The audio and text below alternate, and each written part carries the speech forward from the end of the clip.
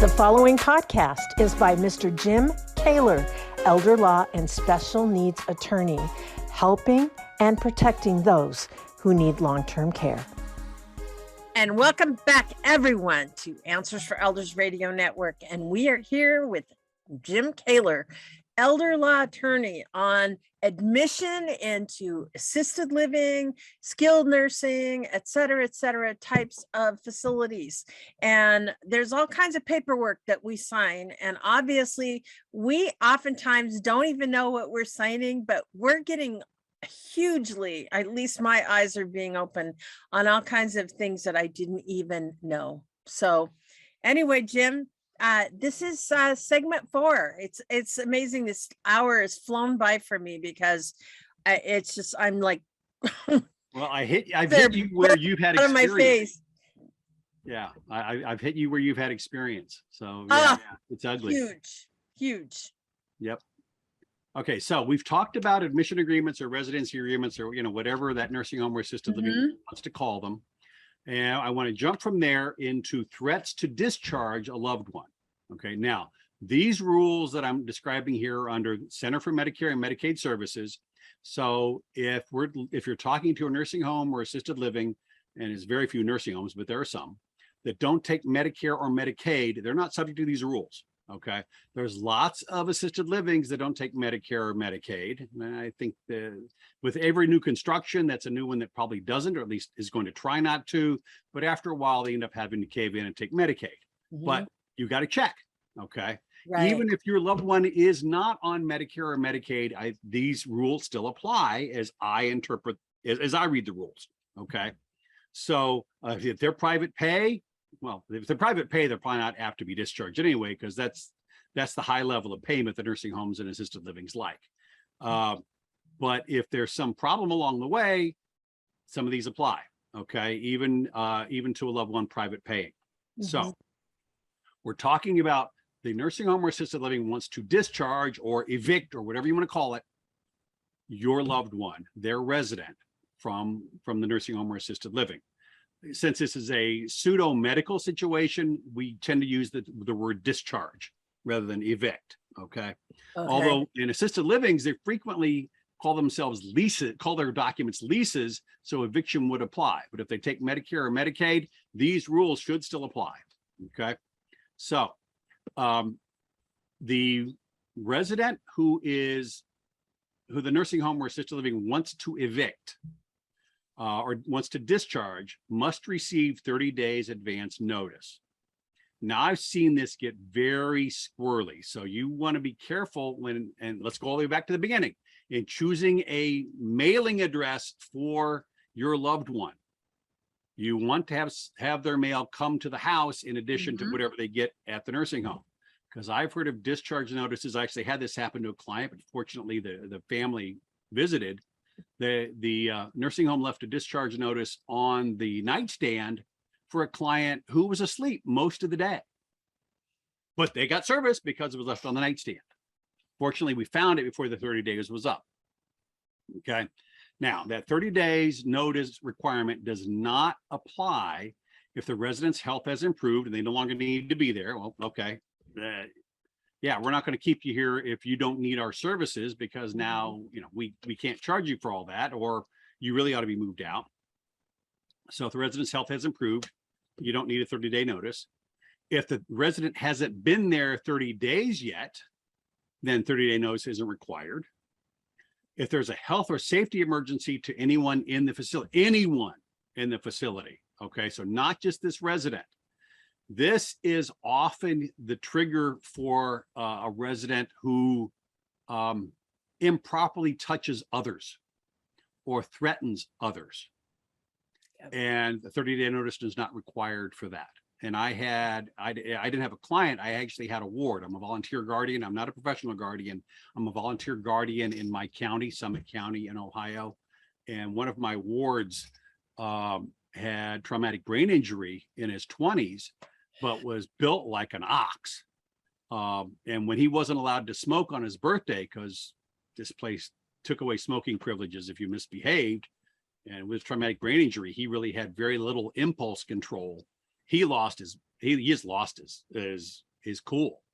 And really did a lot of damage to a nurse's station, which was right near where they go out to smoke. And he was immediately discharged, sent to a psychiatric place. And I couldn't really say that they needed to have 30 days notice because that was appropriate. Okay. I did use I did appeal, and we'll talk about appeals, I think, in my future slides. But he had to be discharged. And then, so, you know, some health or safety emergency to someone else and improper touching is the big one. Because, you know, people with dementia have lost their boundaries. Or there's a medical emergency for the resident, which means they're going to the hospital. Yeah. Okay. But even if there isn't a 30-day notice requirement, they must give notice as early as practical. So the notice requirement does not go away. It simply is not 30 days long. Okay. Okay. So the notice of the intent to discharge, the 30-day or whatever advance notice there is, has to contain why you're being discharged. Most often I see it in my world because Medicaid hasn't come through and the nursing home wants to get paid and they want to blame somebody, or frankly, I think this is trying to get put a scare into the family where they'll just private pay for a while, like you had to do. Okay. Private pay for the time that Medicaid should have been covering, but isn't. So, but that's a reason for proposed discharge. In fact, I have a discharge hearing for failure to pay because Medicaid improperly denied an approval, and that hearing is 3 days from now. Not my first rodeo with these guys. Okay. I do enough of these in Ohio that the woman who takes them in knows me by name. Where I was actually talking with a friend of mine who was studying for the certified elder law attorney exam, and asked, hey, what do you think? It was great to learn about things I've never had to do, like a discharge. Said, you've never done a discharge? I was stunned. She's been doing elder law for years and never done a discharge. Wow. And I don't think I've gone a year without at least one. Yeah. So the lady at Department of Health in Ohio that collects these knows me by name. That's not a good sign. I shouldn't have to do that many. The notice has to include a proposed date of discharge. When is it going to happen? Yep. Has to propose a new care facility. Where are we going to send you? Okay. Mm-hmm. It might be home. Yes, it might be home. And we'll talk about that later. Okay. Yeah. But the proposed new care facility may not be the one. Let's assume the discharge actually goes through.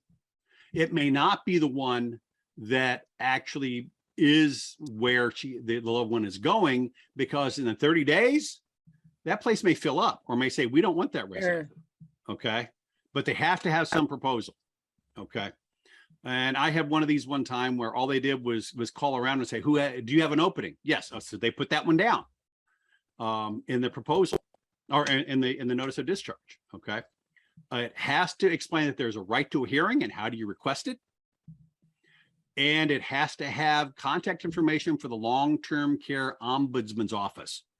That's the office that is supposed to be looking out for the resident, at least in Ohio. And I'm sorry, and you can never get through the ombudsman's office, but it tends to be one that tries to keep the peace between the nursing home and the resident. If you ever get through to them. Here in Washington State, I remember reaching out because I had the ombudsman number. I called, all I got was a voicemail. I left a message. And it was like 7 weeks before I got a call back. That's a shame, but that is a staffing issue, and we see it frequently. In preparing to discharge, now this is the nursing home or the assisted living's obligations. In preparing to discharge, then the place they choose must be able to meet the care needs. That's a big one about sending them home. Okay, home probably or to a daughter's home. Home probably cannot meet the care needs. However, in practice, what I have seen, now this may be Ohio specific, but given the threat of discharge to your place, I'm not sure it's Ohio specific. At least in my practice, anyone opposing the discharge has to say that place is not appropriate. Otherwise, the hearing officer assumes that whatever's on the discharge notice is appropriate, even if it's complete crap. Okay. The new place must agree to take the person And that, again, that the agreement is not necessary at the time of the notice of discharge because that may be a 30-day lead time. It is required at the time of the actual discharge. And then the place that is moving the loved one out must ensure that the move is safe and orderly. They must arrange transportation, must arrange for all the stuff to go, that sort of thing. Okay. But by that time, the discharge is a fait accompli. Okay. But you can make sure that they can't say, oh, well, you have to take your loved one. No, that's not a safe discharge. They have to make arrangements. Interesting. And so obviously, if somebody gets a notice like this, to me, it's like, if you call the ombudsman, will the ombudsman give you this information that you're giving us today? Usually, I know that that's always should, but I don't know, because you got to remember, you're talking to one person at an ombudsman's office. I'm not sure how much each of the ombudsman representatives really knows. Right.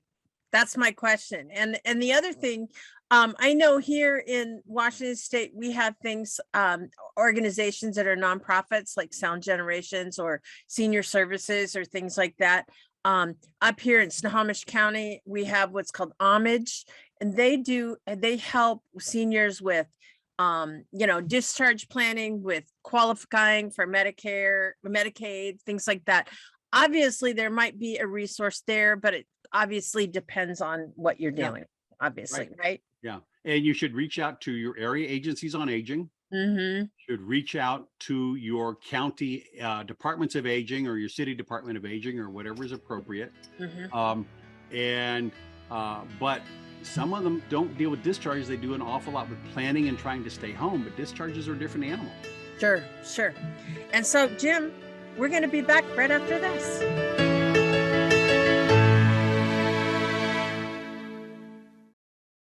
State of Ohio residents, you have a friend to help you navigate long-term care while protecting your assets.